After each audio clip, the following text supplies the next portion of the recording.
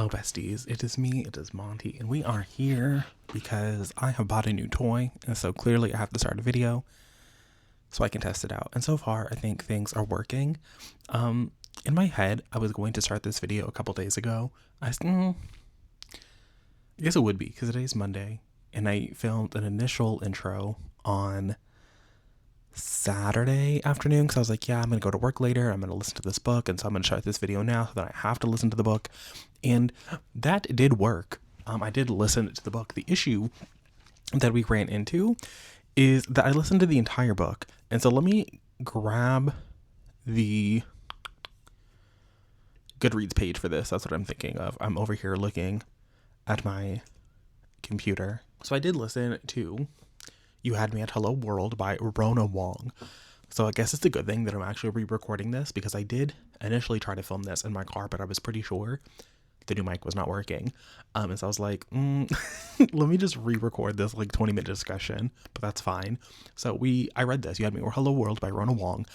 In this book, we are following my main character, Shar Tang. So Shar Tang is she's from Oregon. She is from a very rough background, which is part of the thing about this book that it feels maybe wrong or unkind somehow to say that I did not like the fact that she came from this rough background, because it's not that I don't think that has a place in YA. Obviously, YA tackles a variety of topics.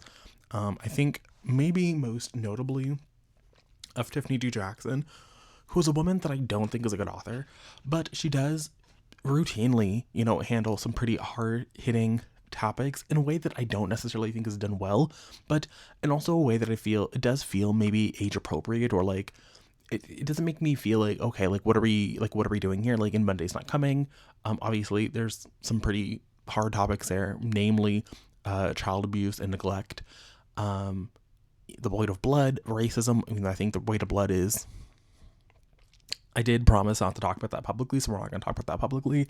Or even Grown, which deals with like human trafficking. Like, there are some, I did, I think quite famously, maybe a couple times, refer to Grown as like Surviving R. Kelly for children, which I think is a crazy thing to write. Like, I'm going to go write that, but did not stop Tiffany D. Jackson, so don't let your dreams be stopped by anything. But in this book, we have a main character, Shar, who is abused at home by her stepfather. Her stepfather is, it seems like he was in like Operation Iraqi Freedom, and he came back with one fewer leg and PTSD that has resulted in a gambling addiction, and maybe he's always been unable to regulate his emotions, but it is very clear that he's an unstable individual. And the book opens up with him abusing our girl Shar as she attempts to go to the summer camp. So she, like I said, her and her mother live with this man and his daughter, and her father abandoned them in America. Her mother does not really speak a lot of English. She was able to get her citizenship via naturalization, and then she also married an American, so like she was doing everything she could to not be sent out of the country, which, you love that. We have our main girl, like I said, her name is Shar. She does not have a lot of friends. She has a singular friend, and then this boy who is like high-key racist that she has been spending time with, like making out with, just so she does not have to be around her stepfather. The book opens up with her stepfather stealing this money that she's been saving. She had been trying to retrieve this money to help out her one and only friend, but when she is unable to do so, her friend then decides she's actually going to enlist in the U.S. Armed Forces, which, crazy work, and Shar decides that she's going to take the advice of her guidance counselor and apply to this coding program on the opposite side of the country. She's able to do this because everything for this is like free. The flights, the lodging, like there is no upfront cost to her. And this, I think, is kind of where the book starts to show its footing, as like everything is for the plot. Like, everything that happened in this book is because it is a book, and nothing feels natural or organic. And maybe that is not a fair criticism to have of a piece of, written language, like a written entertainment. Like, we'd be like, oh, but for the plot, this would not happen. But I think that the best of books are able to like get you fully invested, in that you understand that while the circumstances might be because somebody was sitting at home or at the cafe or in a library or at their friend's home, like, or on the, I don't know, out in a fucking park, that even though like by the very nature of it being fiction, everything is contrived, the best books, I think, are able to transcend that and not feel as contrived as they are maybe in reality. And so here we are, and she is now on the East Coast. Her she runs into this boy named Koi. Now, it's very important for you to understand that Char does not let anybody in. Her best friend is not let in. Her and this boy that she was making out with at the beginning of the book, the racist one, they break up not because he is a racist, but because he's like, you're not letting me in. Like, I can see that you're trying to use me right now, and I would really like it if you did not do that. And I would really actually like if you would talk to me and like open up a little bit to show, I think, one, that, you know, he's not a bad person, but also to show just that Char does not let people in. Like, that's like the whole function of that scene. And so she doesn't let anybody in, but she lets in this man, this little boy that she meets, because he's like, you know, I'm at the airport. I'm never going to see this man again. So I can tell him that my stepfather abused me, and that's why I have to have a long sleeve shirt that I can't change into because you just spilled your coffee all over me. And my luggage was lost in transit coming from Oregon. And so because he's let in, we find out that obviously he's going to be the love interest, Koi, and it just so happens that he's going to be at this same hacktivist little summer camp that she is going to. So now she is stuck with this man. She is stuck with the fact that he knows that she has been abused by somebody at some point, and that she doesn't want to talk about it.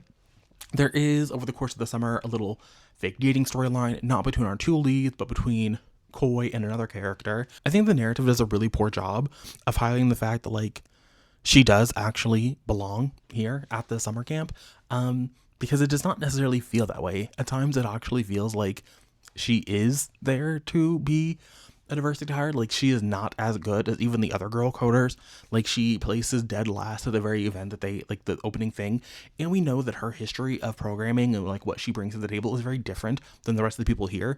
And so if this were just like a normal, you know, everyone just paying their way to summer camp to be a coder, it'd be like one thing. But this is like supposed to be the creme de la creme. Like, people who go on to do well here get free, not to say free admission, but they get preferred admission to really top universities. And she is not a horrible student by any means. She's probably, you know, she's definitely a better coder than I am. Like, she's probably a better coder than even you are. But compared to the rest of her peers, I mean, I guess if you have like a room full of geniuses, like, somebody's going to be the least genius in the genius room. But it's not what comes across in the narrative. It comes across like she actually is a diversity hire, but this is something that is like, it rubs her spirit the wrong way, which I understand why. Like, nobody wants to be told that you're only here because of an attribute that you have like really no control over. But I think that it's the job of the narrative to be like, well, actually she's just being underestimated, and that's not necessarily the case. And in fact, like, it just continues to be like this running thing that, like, oh, you're here because you're a girl, or oh, you get Koi to work with you because you're giving him blowjobs. And then that's not the case, but then she does eventually start giving the man blowjobs. And it's just like, what are we doing? I mean, she doesn't. Let me take that back. There is a sex scene between the characters, or like an almost sex scene. I can't remember if they actually go through with it. It's not explicit on page or anything. Like, it is YA in that regard, so thank God. But, or at least what the case is, like, there is an attraction between the two, and the attraction only exists really for no reason. To be like, nothing in this book happens for any reason. She's not there at the summer camp for any reason. Just the story kind of justified like where we're going with any of this. There's a scene in the third act where they have to go back to Oregon. They have to leave. Mother is sick, and her stepfather's like not letting. Actually, I don't think she's sick. I think her stepdad is just like holding her hostage. And he's like, yeah, she can't leave. She can't go to work. She can't do anything. She has to stay here. And so her stepsister calls her up and is like, yeah, he's like keeping your mom trapped at the house. Like, it's kind of crazy. I had to sneak out to go to your ex, the racist man that she was hooking up with.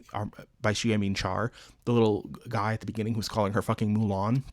Now it was fucking her stepsister. And so I think his name was like David. So David and her stepsister are hooking up, and they're like, yeah, well, your mom is being held hostage. Like, maybe you want to come home.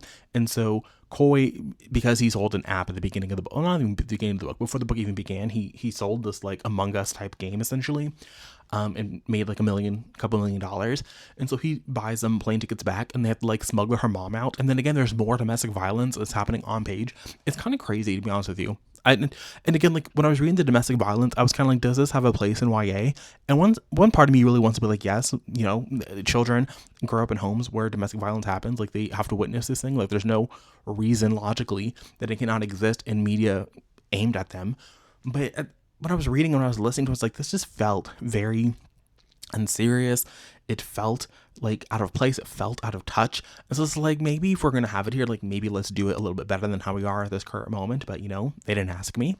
Anyway, so we progress from there, and they go back across to Boston. So now her mom is like sleeping in her dorm room with her, and she is like trying to parentify herself and her mom, who has been useless this entire story. Like at the very beginning when the domestic violence was happening, she's just kind of cowering in a corner.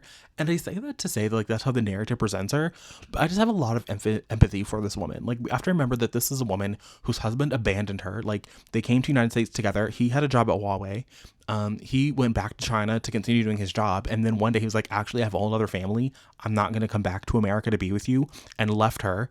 And this young girl, I think her daughter at that point was like 5, 6, 7 years old. So now she's like trapped in this country where she barely speaks the language. She doesn't have a lot of connections. Her husband is gone. She's like nothing to do. And she's like fighting for any kind of scraps. Like, I understand how she got in this situation with Star's stepfather. And obviously he didn't open up the gates, talking like a horrible person and abusing people. Like, I understand how she got herself in this situation. But by the end of the book, it's just kind of like, I hate when characters like don't have any sympathy for their mothers. It's almost like a very similar situation when I'm reading Emergency Contact, but not Emergency Contact. No, it is Emergency Contact by Mary H.K. Choi, where Penny and her mother have a very strained relationship, and they're characters. There are people who reviewed that book who don't like the relationship that Penny and her mom have. But I think that whatever is happening with, what's his name, Sam? Whatever's happening over there in Sam's storyline is a little bit worse than whatever's happening with Penny and her mom.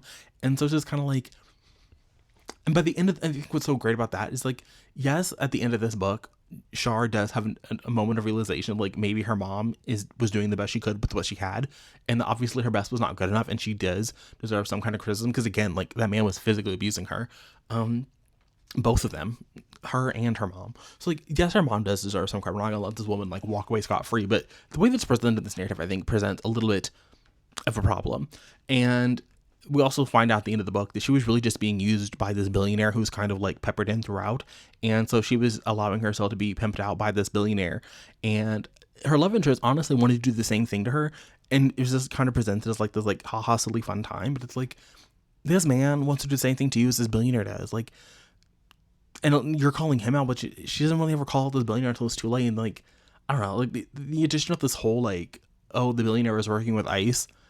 I don't want to say it came out of nowhere, but it's like, oh, it's like that's why the entire book happened, because this billionaire had a contract with ICE and he was trying to like get some good PR.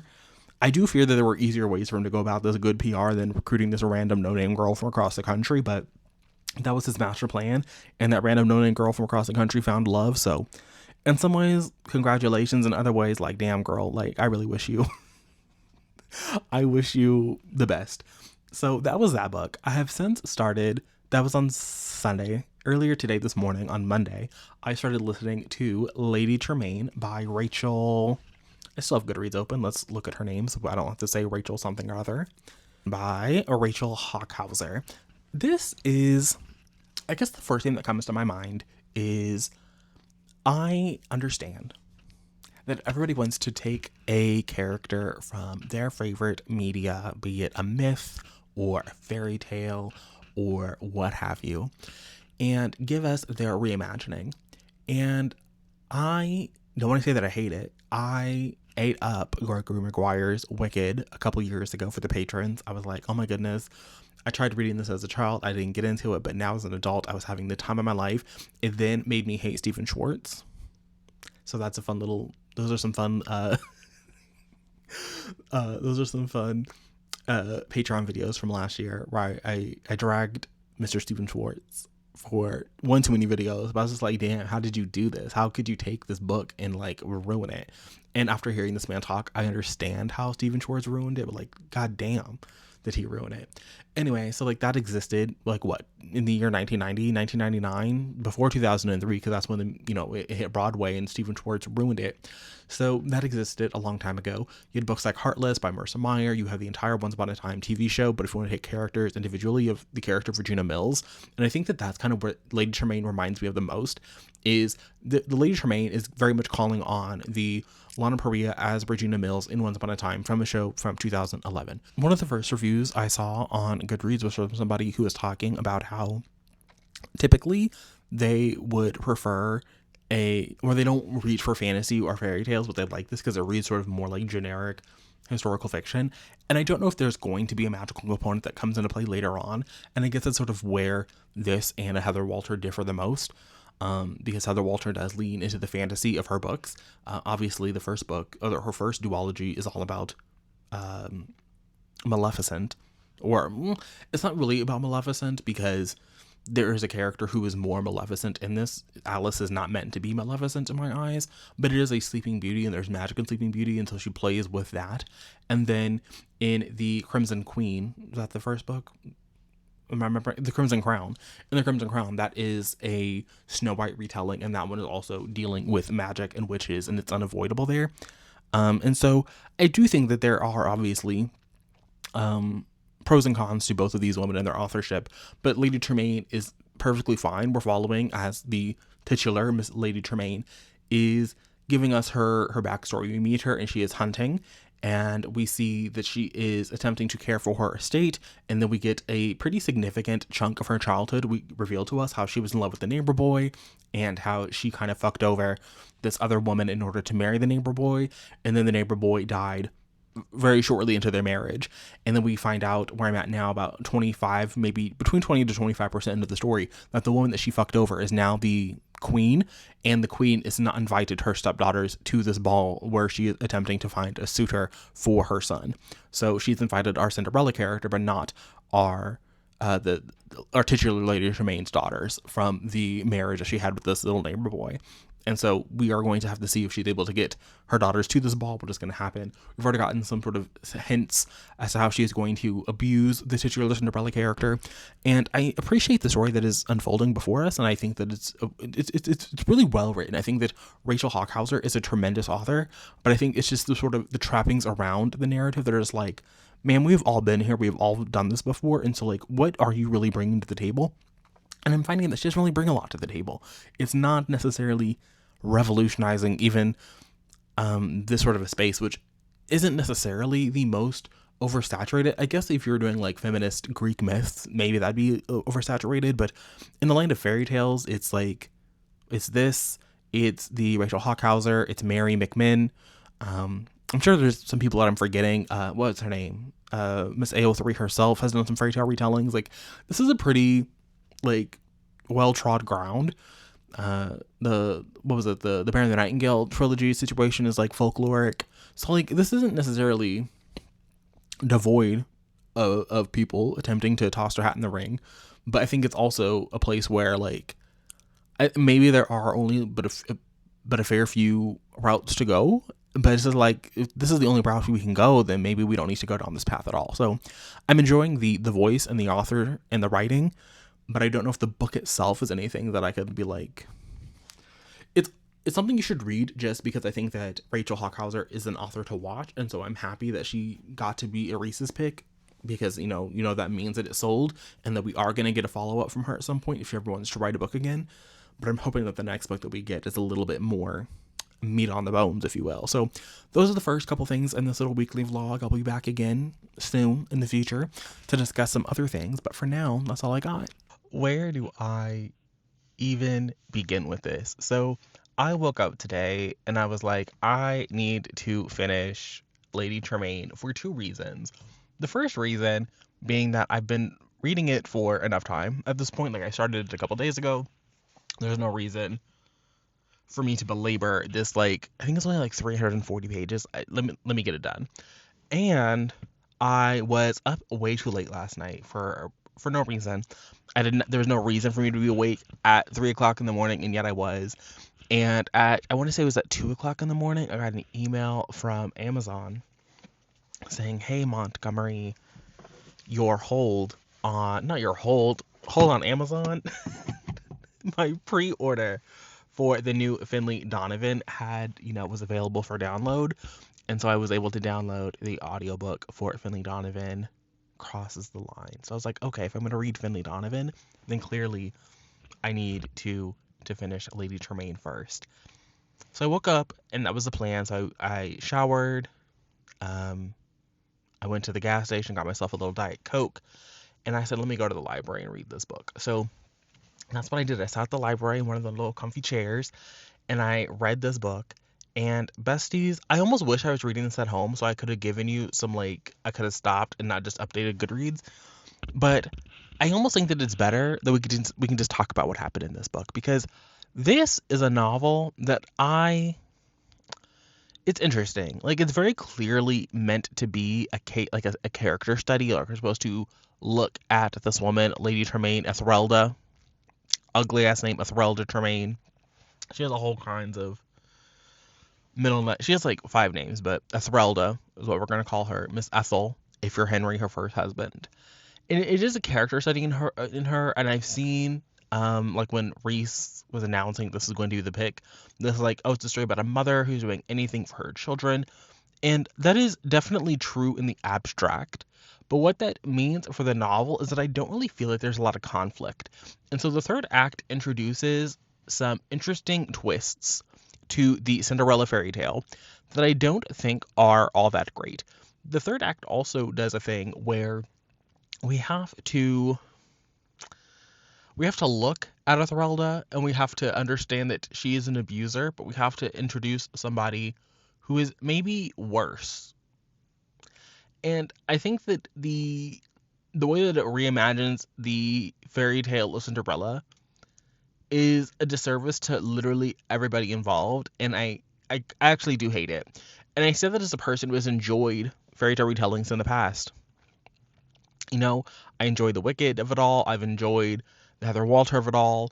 But like that, it plays with the Sleeping Beauty of it all in an interesting way that I found rewarding. Even her follow-up series that I'm still waiting, I'm eagerly anticipating the follow-up to that book. Um, The Crimson Crown, and I think it's The White Queen is the sequel that we're getting. I think that, or The White Witch, maybe. I think Witch is in the title of the second one, but I could be wrong there too. But I just think that like we can take these, these familiar people and do something interesting with them. And I just find that what Rachel was doing here, Rachel Hockhauser, she was treading this very delicate balance because she was trying to show that Miss Tremaine, Miss Lady Tremaine herself, was attempting to do anything she could for the betterment of her daughters. And she wasn't necessarily vindictive or rude to our Cinderella character named Ellen. But because Ellen was such an afterthought, the idea of looking at Lady Tremaine was not necessarily interesting. Like, we didn't spend enough time with Lady Tremaine in childhood, nor do we spend enough time with her in adulthood.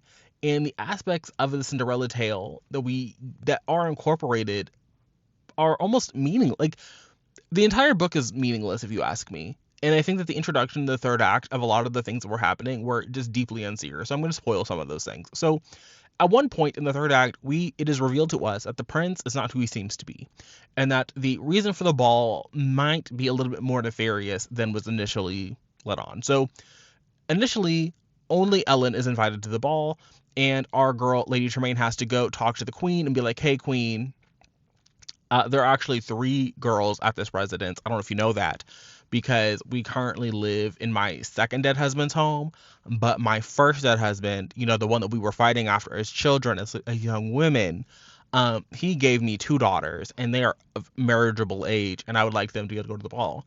And the queen is like, I mean, I guess so, bitch. Like, I don't like you because you did steal my first love, and you got me attacked by a pack of wasps. But if I had not been attacked by that pack of wasps, I would not be the queen. And so I will do you this small favor, and your children can come to the ball. And so, like, bet. Then she has to go home. And she had already told Ellen that, like, Ellen, girl, you are not going to this ball unless you do the task that we find. Well, not even all the tasks. She has one task that she has to do. She has to make her own dress because, again, they're all penniless. That's the other thing, that they have no fucking money. They're, like, scrounging by. Maybe it's because I just watched Wuthering Heights, like, a month ago at this point. But it was very much giving Wuthering Heights. Like, they were all just, like... They were trapped in this decaying manor house with nobody around. And so we were just sitting there waiting in this crumbling manor house that they had going on. And you kind of hate to see it, but, it is what it is at this point. It is what it is. And so she goes back to the manor house, and she has to, like, collect the ashes from the grates and take them to the soap man in town and bring her back her money, because, again, they're penniless. And so you have fucking Lady Tremaine out here selling the house goods to pay for the fabric she's given to Cinderella. So she has to make her own dress because everybody's making their own dress, and she has to go sweep up the ashes. And so Cinderella takes her sweet time, and she is not able to do any of the things because, as we have learned through the book, Cinderella is not really trying to do much of anything besides sit in her little tower and read her little book of manners. And so because that's all she has done her entire life, she is completely ill prepared for for having to sweep the ashes and to get her dress made. And so when it's the night of the ball, her dress is like literally falling apart. It is not sewn well together because she has never had to construct anything of this sort, and so she is unable to attend. She eventually, through the help of some of the servants in town, there is no magic, there's no fairy godmother, she's able to steal one of Lady Tremaine's old gown that is tucked away up in the attic. And so she shows up in Lady Tremaine's old wedding dress, like her very first wedding dress. So she shows up in that, and she dances with the prince all night long. And then, as I told you, we find out that the prince is not who he seems to be. It is first relayed to us in this missive from one of the little housekeepers who used to work at the royal palace and was sent away. And we get the impression that the prince is low-key, not even low-key, like it's so heavily implied that he's an abusive person because, like, of course he's a prince, what does he care? And so it's like, okay, so the prince is abusive, but like, what are we going to do with this? I don't know. She don't know. Nobody knows. Whatever the case is, he's abusing people. So we're like, okay. And then on the very next page, we find out that the reason for the ball is one of the princesses, Hema, she is with child. She is 16. She's with a child. She is not married. It is not a good look. And so the queen and the prince have conspired to get him married. We're going to pretend that the child is his, and Hema will get to go off back to being a little princess. It's in this moment where I was suspecting that the prince was actually the father of this baby, that he had like attacked his sister.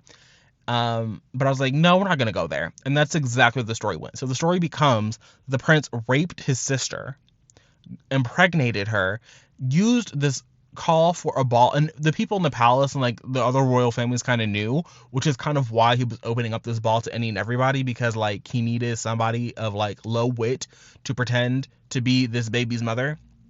And that he could like knock around a little bit. And so that was the story. The story was that he raped his sister. He was looking for somebody that could be a scapegoat. And Ellen is just so dim-witted that she's going to go along with anything and everything because she is such a pushover. And she's been a pushover her entire life. And so now we have a situation where Lady Tremaine has not necessarily, again, she's not been evil to this girl. She's not abused Cinderella the way that we might have assumed in some of the fairy tale tellings. And now she finds herself in defense of Cinderella, and there's this whole quest to find her because Cinderella like runs away to like maybe possibly elope with this man. And so at first Lady Tremaine's not even aware that she's run off, because at first Lady Tremaine's like, I'm gonna go talk to Sigma, the queen, and she's gonna let me know like is any of this true?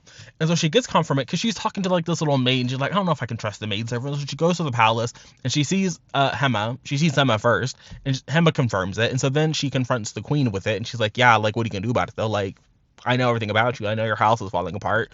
Like, your daughter Ellen is still going to be, she's still going to be queen. Like, what does it matter that my son is a rapist? And so then she being Lady Tremaine, she returns home, and her daughters are like, yeah, she ran off with Simeon, who was the prince. And Lady Tremaine's like, why the fuck would you let her go with the prince? And her daughters are like, because he's the fucking prince. Like, how are we supposed to know? We didn't know if we could trust the maidservant any better than you knew we could trust the maidservant. We hadn't heard back from you. So, like, of course I ran off. And so she has to, like, run away to, like, get this little girl back, and she gets her back. And it culminates, with this little fight sequence happening back at the manor house. And ultimately, I don't think the book is all that great. Like, this is such a... It just feels so manufactured, particularly for all of this, like this maternal affection I'm supposed to believe that this woman has for Ellen, when for most of the book she is completely ambivalent to this girl. Like, she could not care whether this girl lives or breathes, and is honestly kind of shackled by the fact that she is forced to look after this girl, but she has no money. Like, she married Ellen's father, and Ellen's father was already in debt. He dies like 2 seconds after they're married. He leaves everything to his daughter. He doesn't set anything aside to pay down the debts that he does have. They have to sell things in the house. They're asking servants to come and work for them for nothing, to like work in exchange for room and board. They're surviving on fucking apples for most of the year. Lady Tremaine does have a falcon that she got from her first husband, because they were like a family of falconers.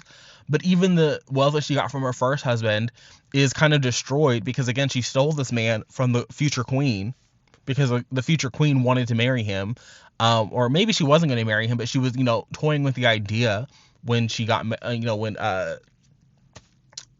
what's her name, when fucking Esmeralda was at the same time, like the same age. And then you have a situation where, again, like the Tremaines, their family fortune dwindled because they didn't get any more royal kickbacks. So the queen was like, yeah, fuck them, fuck that family. And so she was left destitute by her first husband. She only gets married to her second husband because her daughters were like children, like literal children, like 15 maybe at the oldest, and they were about to get married off to somebody else because like that was kind of the big plan. Because I want to say one of her husband's like older brothers like came in charge of everybody, and he was like, yeah, I'm gonna have to marry off your girls because what other prospects do they have? And Miss Esmeralda was like, oh, fuck that bullshit, my daughters are not getting married off, they're not gonna be fucking child brides. And so she marries herself off to this man who, again, like was a decent person, and like she was happy to be there for Ellen and things, but like his dead wife was like haunting the manor house, and one day she was like, can you just please take down that photo? Like there's this giant fucking portrait of her, and like I'm sure she was a lovely woman, but could we get rid of that, like hang it up somewhere else? And as he's in the process of taking that down, he like falls off the ladder and like kills himself essentially. So her life has like not been necessarily an easy one, but it's also not necessarily such a deep introspective character study that I think is worth this being a full-length novel. Like this, the ideas presented here really only had enough juice for a novella. And maybe it's because Cinderella is like a harder story to retell. Like it's such a classic one. Like you don't even have to be intentionally doing a Cinderella retelling in order to do this. And I understand that, presenting this from the perspective of Lady Tremaine is the sort of different marker here. Like it's not necessarily what people are expecting to get out of a Cinderella story. And so there are occasionally some interesting ideas, and I think that the authorial voice is still the strongest part of the story overall. Like, is what makes this enjoyable, I think, to even attempt to read. But also at the end of the day, it doesn't make it so enjoyable that it's easy to gloss over what I think are the book's many faults. So overall, I did not necessarily love this book as much as I did at the beginning. I would read from Rachel Hockhauser again. I think that there is some talent there. There's some interesting ideas present, but that's kind of where the the rubber meets the road for me on that one. I've listened to the prologue of the new Finley Donovan. I'm having a good time there. And I have listened I haven't listened to enough of it to like sort of have an opinion. Like the prologue is just her at the doctor's office, I want to say, and then I'm at chapter 1 now. She's coming home, and I'm still in the part of the book where El Cosimano is like catching everybody up, which I do appreciate. To be honest with you, because I'm reading these books as they release, I don't mind that there is as much like catch up material, because it's jogging the memory. Like, okay, yes, I do remember that. Okay, because when I was binged. I think when I binged the series originally, it probably would have been something like, okay, but I know that already. And where I'm at now, I'm kind of like, okay, I can appreciate you giving me the opportunity to understand these things. So that's where I'm at now. That's all I have. The rest of my day, I really just plan on having some lunch. I might run out and do some errands, but we'll talk about that kind of stuff when it's time to talk about that kind of stuff. Oh my God, we have the worst angle, because as I was leaving today, I was like, you know what, Montgomery, you do not need to grab your little mini tripod to set up on the camera, to set up on the dashboard, because you haven't even read anything of Miss Finley Donovan. And then you know what? I read it all at work, and the sun is just now coming up. You can kind of see it out in the distance over there. It's not going to be up to give this any better lighting, but it is what it is, besties. So I have finished Finley Donovan Crosses the Line. This is the 6th book in the Finley Donovan universe. It is not the final book in the universe. I want to say it was like last week. It could have been the week before. Time literally means nothing to me these days, because I work overnight. It's not even overnight. I work like midnight till like 7, a couple days a week now. And so like, don't ask me anything.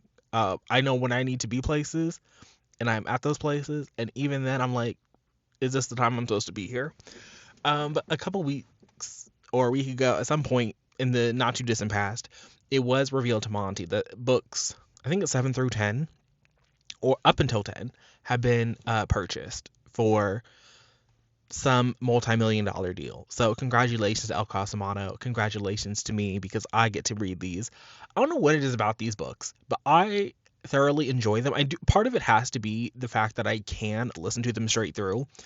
Um, Over the past year or so, maybe as many as 2 years, me and my reading pace have been at odds because I would read these books, not even just the Finley Donovan books, but I would read a book and be like, oh, I read it in like one or two sittings, and I would be like, oh, but I should have read it in like 10. Oh, I should have like really taken my time and savored it. And then I would do that with some things, and I would just not have the world's best experience. And so I don't know where I land on that anymore. Um, I think that I don't like it in the sense that like I don't really know if it's the most entertaining thing now because now here I'm just gonna tell you guys about Finley Donovan crosses the line in a way that doesn't spoil anything.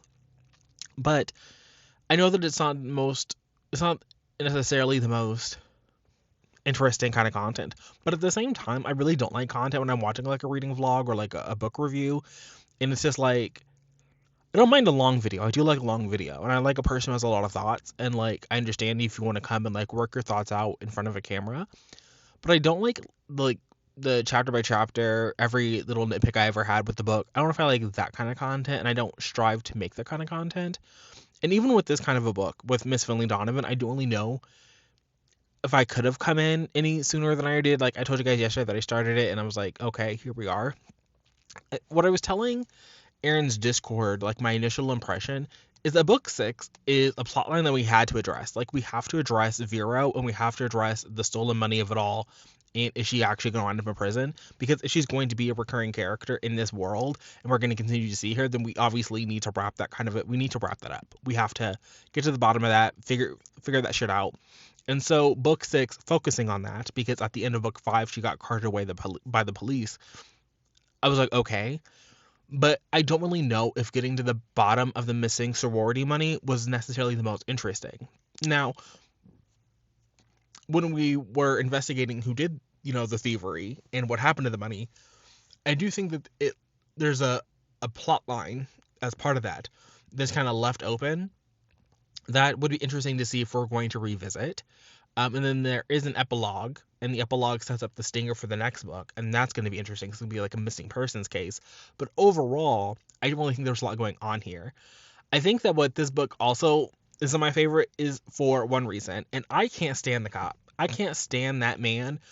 And there are two elements of the story that are at play here. Well, I guess one of them is like firmly, like, I don't want to say shut down, but like it's not moving forward. But there are two elements to their storyline in this one that I didn't necessarily love. And it's just like, I want him to be gone. I want the hot lawyer back. I don't want her to be getting digged down by the cop. Like, it is just, I don't like that ship. And so, the way that this book kind of solidified that man is here to stay, like, you guys won. Okay, the cop fans, y'all won. I mean, you guys won a long time ago. But now I have to like firmly accept that y'all won, and I hate that. Like I don't love that at all. Like it does not move my spirit correctly. Um, so that was the storyline that was addressed. A lot of it really was. I guess we did get to see more of Vero's family. Like we got to see her mom and her aunt, and that was nice, and I appreciated that. Was it her aunt? I don't think it was her grandma. Don't ask me, besties. We got to see her family. Okay, we got to. Well, I guess her aunt technically. Not her aunt. Not her aunt, because that would be incest. We got to see Javier's mom. That's what I want to say. We got to see her. She was an element of the story. Overall, it was enjoyable. The case was fine. I would reckon. I would. Was it book 3 when they went to the little police academy? That's what this one kind of feels like. Like we needed to go to the police academy, but I didn't want to go to the police academy, and I didn't want to go to Maryland, but we went to Maryland, and now we're done in Maryland. And I'm excited to get back on track with the next book, and we're gonna get the missing persons case. So that was a fun time.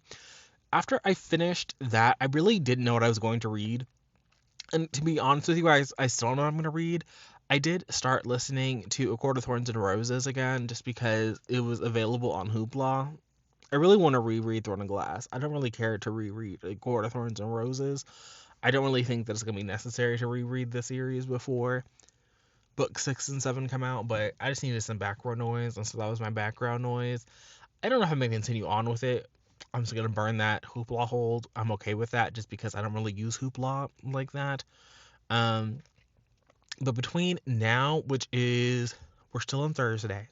Between Thursday and Sunday, I have Sunday off, so I'll be able to edit this video. And I think I'm off Saturday night, but I'm off Saturday night at like 8. And I don't think there's any sports that I need to watch, but I might, depending on how busy the bar is at work, I might stick at the bar and have a little nightcap situation before I go home. So, but Sunday, you guys get this little update. So between now and then, I work tonight at the grocery store, and I work tomorrow. I don't think I work Saturday at the grocery store, but maybe I do. Maybe I do work Saturday at the grocery. I saw I'm off on Sunday from everywhere. I'm off everywhere on Sunday, and I think I'm off at the grocery store on Monday, but not the restaurant. I will have finished another book between now and the time I talk to you guys next. I just don't know what it's going to be, because Lady Tremaine was a flop. This was not a flop. It just wasn't my favorite. Like, I think that, I don't know, like, I can't imagine that Finley Donovan is ever going to be a series that I hate just because it's not, like,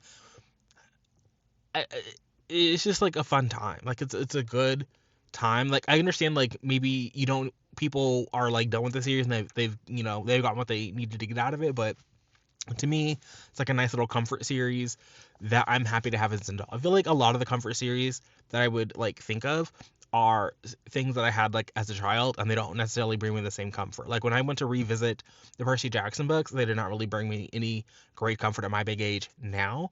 But when I continued on with I do think that part of that is because I read the Heroes of Olympus, and that was okay. And then I read the Magnus Chase books, and by the time I was reading the Magnus Chase, I was like, oh, you are a one-trick pony, sir. You're a one-trick pony. And I think I still have a bad taste in my mouth from his little adaptation that he made on Disney Plus, where he was like slamming those movies for a decade, over a decade maybe. And the minute he started adapting his own work, he was making changes. And it's just like, sir, you can't do this. Like, I'm the part that the change that still bothers me the most is the whole episode with Medusa. Like, they wanted to introduce like the more, like, I don't know, how do you want to say, like, to make her more sympathetic, but the episode still ends with her being beheaded. Like, we're still beheading her, and we're still in theory going to use her to turn homeboy into stone later on. Like, so, like, well, I don't think it really did what he thought he was doing with that one. So Rick Riordan, he bothers me as a person. Like, he rubs my spirit the wrong way. So I don't know. I did want to say this, that the Finley Donovan books are being adapted by Tina Fey and somebody else. I don't want to leave out her producing partner and her partner or whatever, but Tina Fey and others are adapting Finley Donovan for Peacock, and I think that'll be a fun time. Like, Peacock already had like a couple of these kinds of shows, I think, that you could argue. Like, they had that, who was it? Kaylee Cuoco and my man Chris Messina. Was it based on a true story? Was that one that already existed as sort of Finley Donovan-esque in my mind? It was also kind of like Only Murders in the Building, but that's fine. I'm okay with all I didn't watch it, but like, I'm okay with multiple kinds of things existing.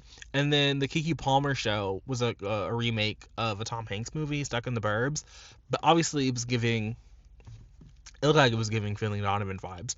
So like, it's interesting to see like that streaming service in particular picking this up, but we'll see if it actually moves forward, because obviously that little Buffy show got canceled at Hulu, never saw the light of day.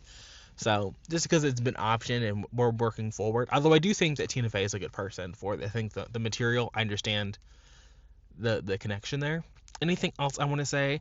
I don't think in any of the videos that I actually talked about You Had Me at Hello World, that author is embroiled in some plagiarism scandals, so do read that at your own risk. I meant to mention that earlier, and I mentioned that in the first recording that I did for that, but I don't think I mentioned it in the second one. Anything else that I have? I don't think so. At this rate, besties, you're just gonna see me the next time I'm here to talk, but I need to get some sleep, and I need to eat. I think I'm gonna eat first and then get some sleep. I think that's what I'm gonna try and do. So I'll see you guys in the next clip. At least we're ending this and I look like a human being again, so that's nice. Good evening, besties. It is me. It is Monty. You are clipped to my car lotion today. Um, Today's been a day. I worked at the grocery store this morning and I finished A Court of Thorns and Roses. I know that when I read this for the first time a couple years ago, the girlies were kind of gooped and gagged. I read it for the first time. People were like, oh my goodness, I can't believe you gave this 4 to 5 stars. And I still stand by that, besties. I think that A Court of Thorns and Roses is a silly fun time. Like, Feyre in that book is actually enjoyable to read from. She is an interesting little character in that one. I don't hate her the way that I hate her reading A Court of Mist and Fury because, spoiler alert, I did start A Court of Mist and Fury and I'm 21% into that. Am I going to finish this by the time you guys see this video? I don't think so. It's not really a high priority, but like, what else am I going to read tomorrow? I don't know. Stay tuned to find out. But the thing is with A Court of Thorns and Roses, like, it's a silly fun time. There really isn't a lot going on there because it is very much like Beauty and the Beast fan fiction. I still really support Tamlin. I support him even though I'm at 21% into A Court of Mist and Fury right now, and already we're at the part where Tamlin has trapped her inside the house, and Rhys, well, I guess technically more comes to save her, and then Rhys grabs her from the third location. But still, like, I don't know. I think that it's just really hard for me to. It's so like reading them back to back. It really is whiplash. I don't think I read them. Did I read them back to back the first time? I don't think so. I think I had to wait for the books to come in, so I read something in between. Maybe. Don't hold me to that, besties. But reading them back to back is so crazy because when they're under the mountain and Tamlin doesn't do anything, Feyre is like, yeah, we can't let Amarantha know like how much the torture impacts you. And I will say that there are scenes, there are like little moments in ACOTAR where the way that Rhys is described is like, okay, it's very clear this is actually going to be the love interest. Is like from the very first page. There are like hints, so it's not like completely blindsided the way that I think I might have felt that way originally. Like, it's really not, besties. Like, there is a little bit of like, there are crumbs. That's what I'll say. There are crumbs to be like, oh, actually going to go in a different direction, which, okay, sure, fine. I can live with crumbs. But when you're actually reading it, it's still like, damn, like you really had to throw Tamlin under the bus. Now, did Tamlin go a little bit too far in like locking her? It's hard for me to say that he was she was locked away because I don't know if I really truly feel that way. I think that Feyre feels that way. I feel like Feyre thought that she was locked in that little closet of a mansion, but she wasn't really, because the same day that she is locked in the mansion, it's the same day that she escaped. So like, clear. I mean, and she did have to have help, and she did have this bond with Rhys. So like, okay, because she didn't have all that. What could she have done? But even before she gets locked in that house, she is displaying the powers of the other High Lords. Like, I think that she was push come to shove, she could have got herself out of that mansion. And so it's just really hard for me to hate on him. Like, I'm sorry, like, it just is, particularly because I don't ever feel like there is a point where Rhysand makes up for the shit that he has done, again, since the very first page. Like, when they're at the breakfast table, right? And it's Tamlin and Lucien and Feyre, and they're all sitting around, and it's before anything happens. And I think it's like right after or like right before Tamlin says, I love you to Feyre for the first time. And then he's like, okay, because I love you, I have to send you back to your sisters right now, right? Which, again, is crazy work. Not only because it would, like, it stops the curse on the Spring Court from being broken, but it also endooms everybody to fuck with Amarantha until she can, like, I guess, destroy everybody, and then maybe the King of Hybern will come and put a stop to her and then take over as the dictator of everybody. But it also voids like the actual treaty that the humans and the Fae signed, where like her life was not really forfeited because she got to go back and live again in another light like lap of luxury. And it's not to say that, oh, he did all these nice things, like Tamlin can be a bad person. I think that, well, again, like what he did is like not excusable, but still, from that very first scene where we get Rhysand, he is like threatening Feyre. He's threatening her. And like, I understand he has like this whole court of people that he is allegedly trying to like save, but he's a bad person then. And the person that was threatening her in that scene is the same person who in A Court of Silver Flames is like, no, I'm not going to tell you about your pregnancy and how this is probably going to kill you. I'm not going to. And then it's also the same person who I know that girlies don't like House of Flame and Shadow. I know that I am a man on an island giving that book a 5-star rating, but I don't care because it ate. But that's even the same man who in that book is like, oh no, we can't trust Bryce. We can't do nothing to help those people. Fuck you, got mine. Like, I'm sorry the Asteria are going to kill your planet, but I'm worried about my little 3 square feet of universe right here. So like Reese from the very inception of him in the series to where we end up is just like an unserious person. That's not even talking about how he is going to come on to Feyre at some point when they're in the library where he has a whole bunch of like victims of sexual assault who are just like, yeah, this is my sexual assault library. This is their safe haven. How about we get hot and heavy right here, Feyre? Like, he's just a weirdo. And it's not to say that there is no redemption for Tamlin, but I do think that it does bother me that the readership is more interested in allowing Rhysand to continue to like be viewed as a good person who is always motivated from a very positive place, when it's very clear that like Tamlin and Rhysand are like both weirdos in their own ways, right? But we're willing to look past the ways that Tamlin.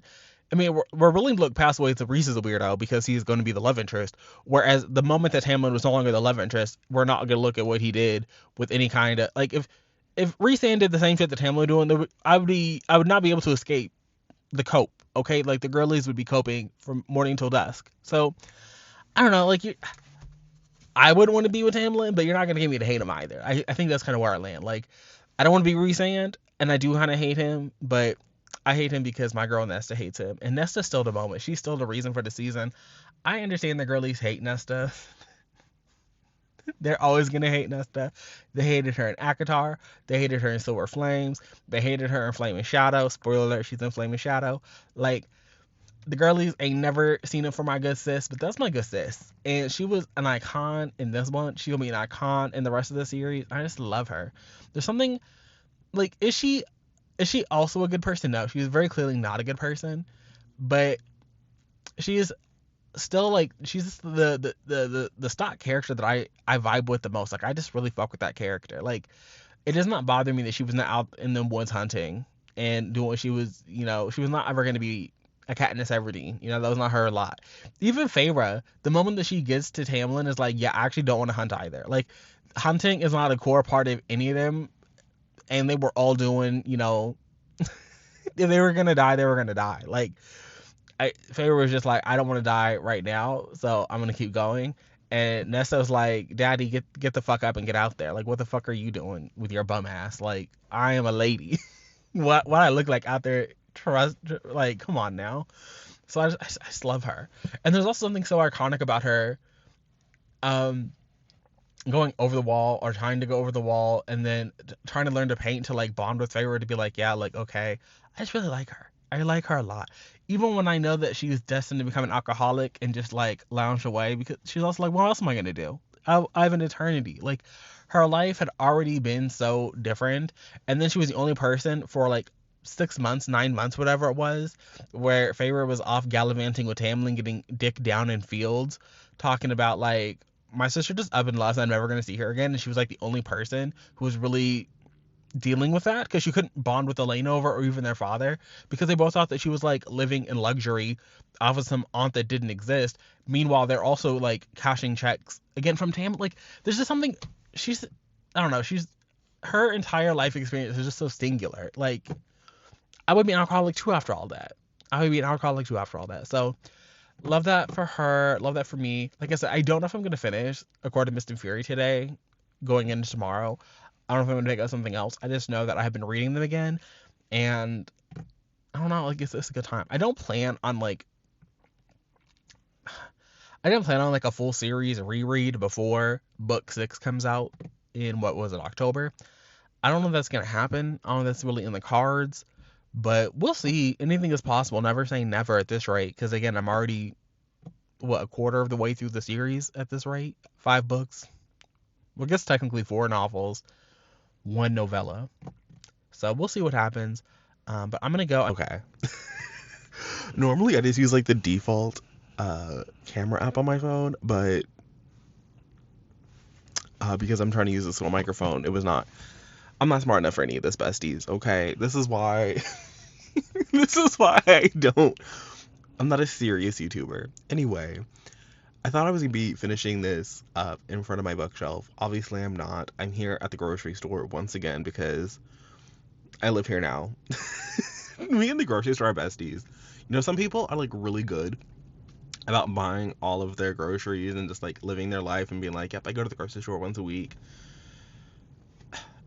Discounting the times that I'm like at the grocery store to clock in and go to work and earn a paycheck, even before then, I would still be there like every other day.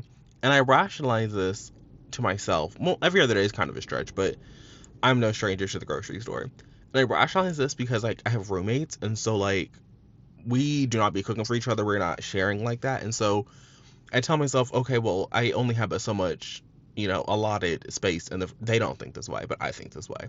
So like, I'm not gonna, load up the fridge and then be like, haha, no room for any of your bullshit.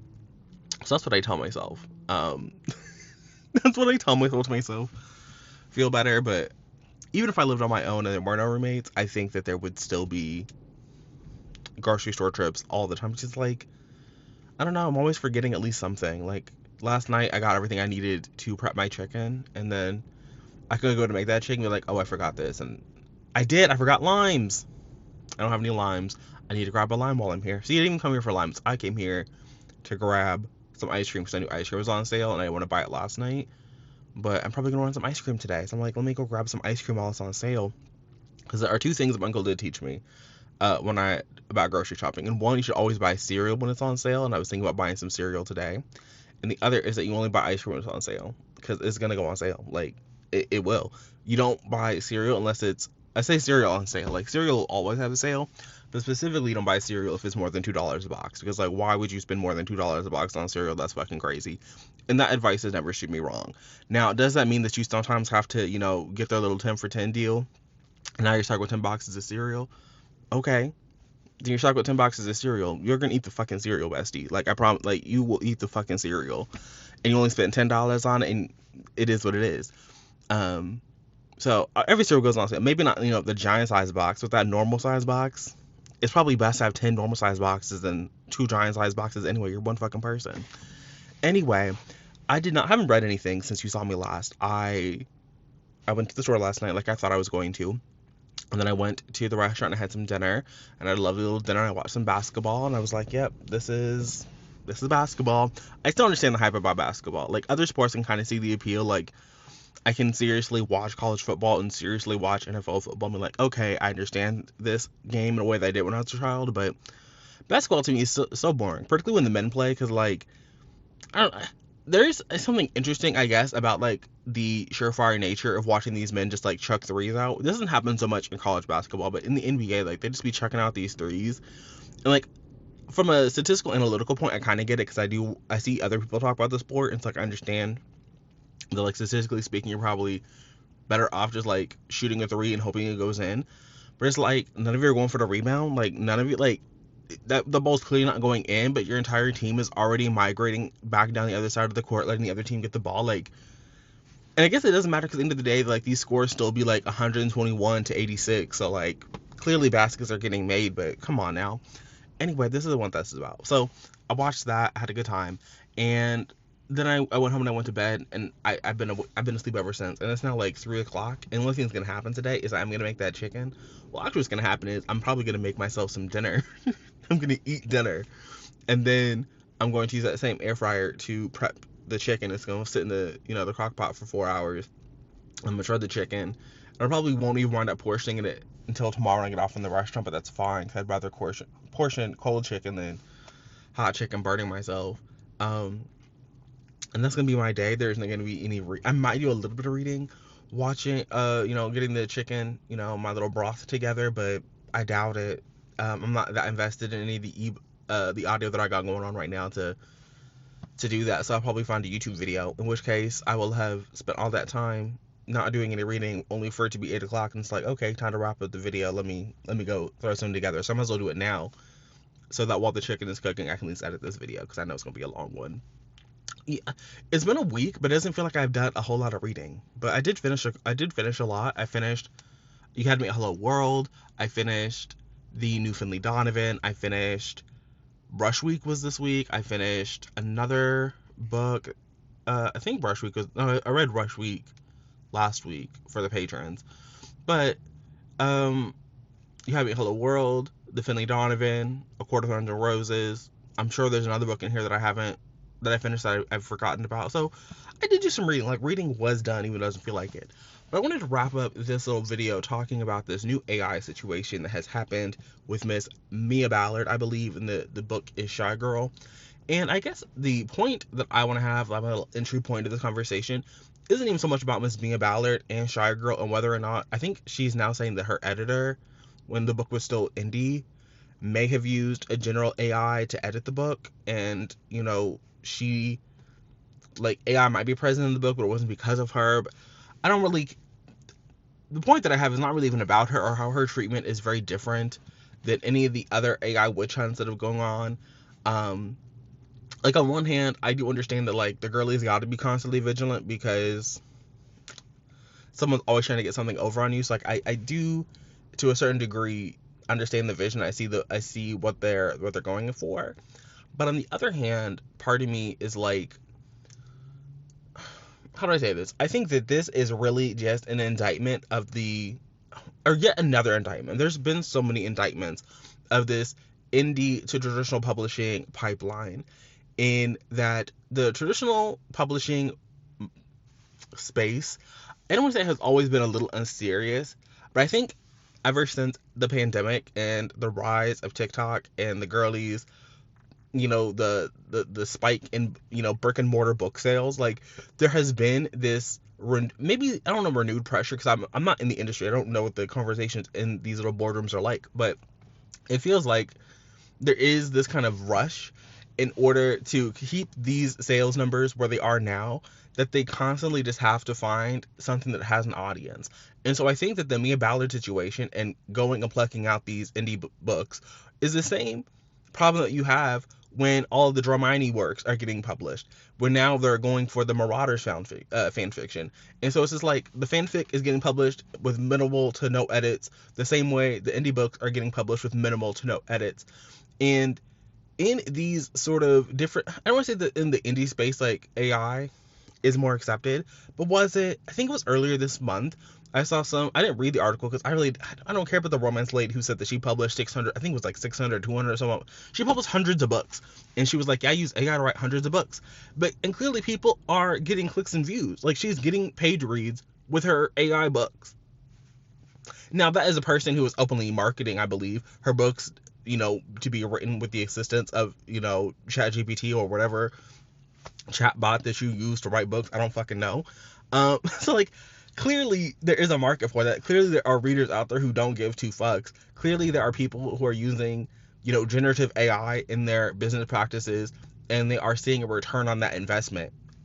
And I'm sure that I think it was also scrolling on TikTok, and somebody was talking about, I think it was the Heated Rivalry fandom was talking about how there's been this, like, onslaught of what they believe to be AI works in their, AO3 tag, and how this same author, I think in this time period, they're talking about they wrote like 1 million words since December, and, like, that's crazy. I'm like, okay, I don't really know. I'm not the word count police. Like, I don't know what to tell you that they wrote 1 million words in this. Then they're like, they also wrote another 1 million words in the other fandom. I'm like, you know what, that's kind of crazy. But again, I'm not the AI police. I'm not going out here doing investigative work on AO3. Like, if that's what's happening on AO3, that's what's happening on AO3. But at the end of the day, the publishers, in an attempt to secure books that, this is the other thing, because there was when Penguin was trying to buy Simon and Schuster, and then they had the government was suing them to stop that because it'd be a monopoly or whatever, and they're talking about, we don't know what books are going to be a success and which books are not going to be a success. I think it is very clear that, if 1 out of 100 authors is getting, paid millions of dollars for their book, and the other books that they launched that year might only get, $10,000, some of those $10,000 books are only possible because of the $1 million book deal.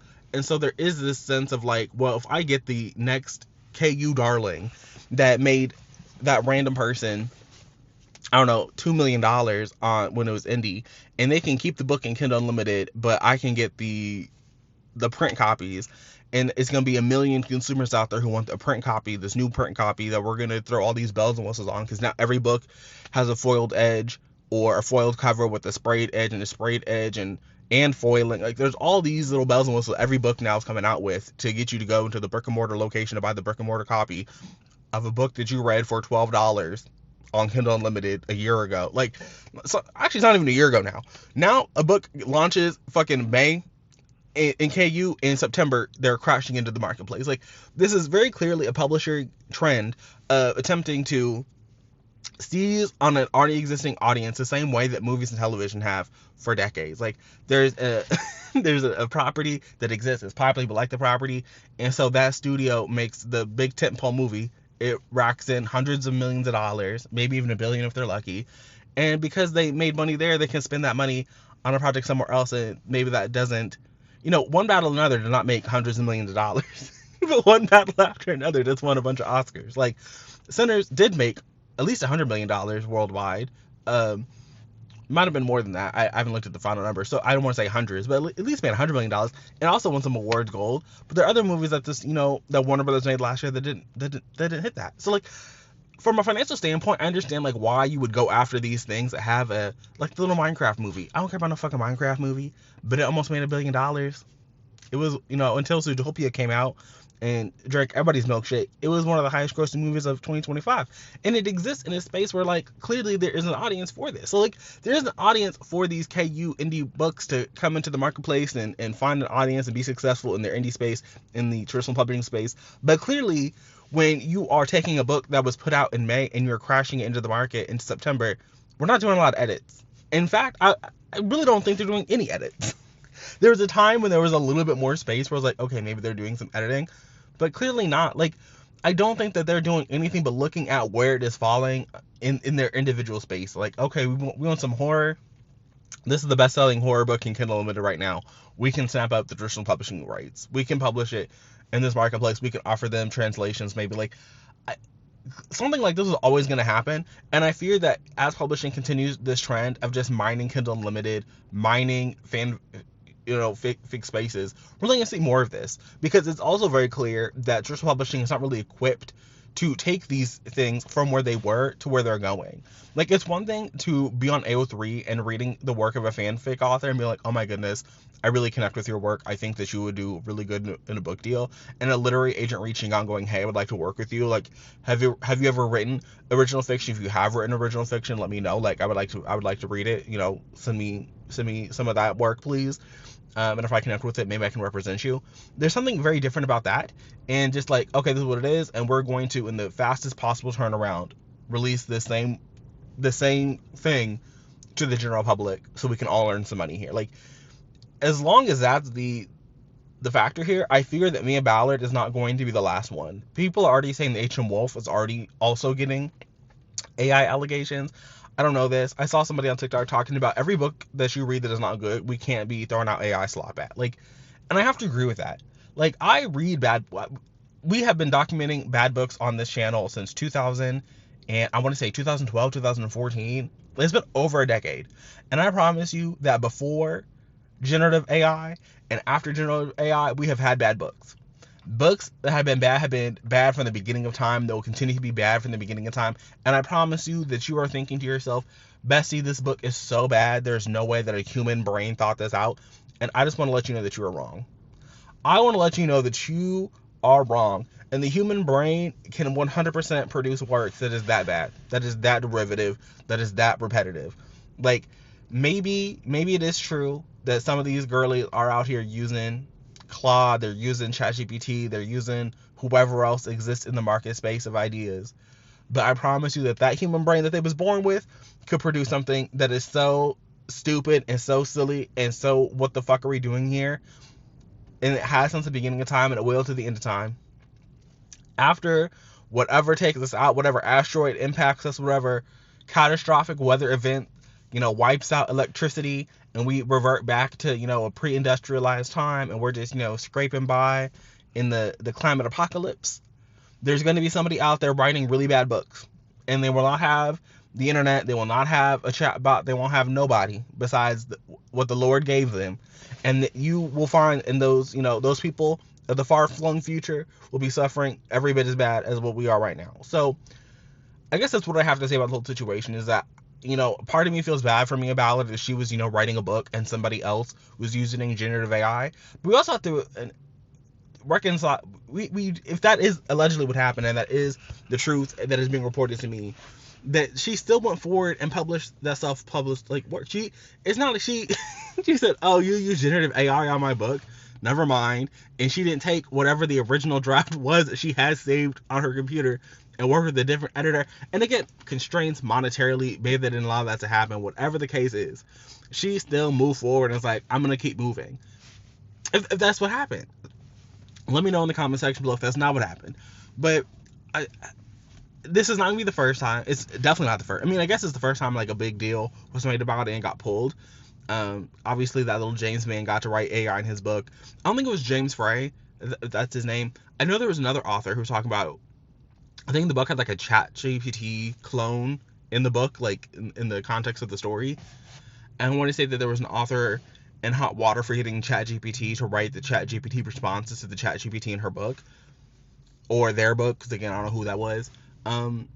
So again, like, it's not even that Mia Ballard is the first person. And there's a whole New York Times article about that lady who said she wrote hundreds of books using ChatGPT. So like, clearly this is already in the workflow of some authors that exist out there in the universe. And so I doubt that it 100% not the last time. It's not even the first time it's going to happen. Obviously, I think it's the first time where we're seeing a book get pulled from the UK, getting, we're not going to publish it anymore in the US from a big imprint like this. And obviously, I don't think it's not a good look for anybody involved. But I think it's gonna happen again. We're gonna see it again. Some of these conversations in the book space are so, we say this every time there's a big, okay, everybody's busting out their cameras, we're sitting in front of our bookshelf, we're having a very serious conversation. We're not doing a little vlogging moment. We're not vlogging anymore. We're having it's time for serious conversations, serious discussions in the book world. And the conversations are very repetitive, and I think we're gonna have to add this one into the 3 ongoing conversations that we have, once a quarter. So I feel bad for everybody involved. I feel bad that, that this happened to some people, but it's not gonna be the last time. And hopefully that going forward, when it happens again, the conversation isn't, I don't know. It's also not good. It's also not gonna stop happening because again, everyone is so vigilant. They are like, oh, this was AI. Like, every time something is a little bit bad or a little bit off, like, something happening here. And I think that it's difficult I don't say it's difficult. Like, when you see it clearly, AI, like, AI imagery is so much easier, I think, than like the written word. The written word, to me, if we're just looking for fucking M dashes and repetitive word, like, you're gonna have to let me know a better bright line test, because I think that M dashes and books being a little repetitive, I think we need something better than those can't be the only signifiers that the girlies are looking for. So that's what I have. Thanks for joining me this week. We'll be back again next week to end out the month. I'll see you guys then. I don't know what I'm going to read between now and then, but we'll figure it out together. Stay safe, stay hydrated, and I'll see you guys again in the future. But until then, and until next time, bye, besties.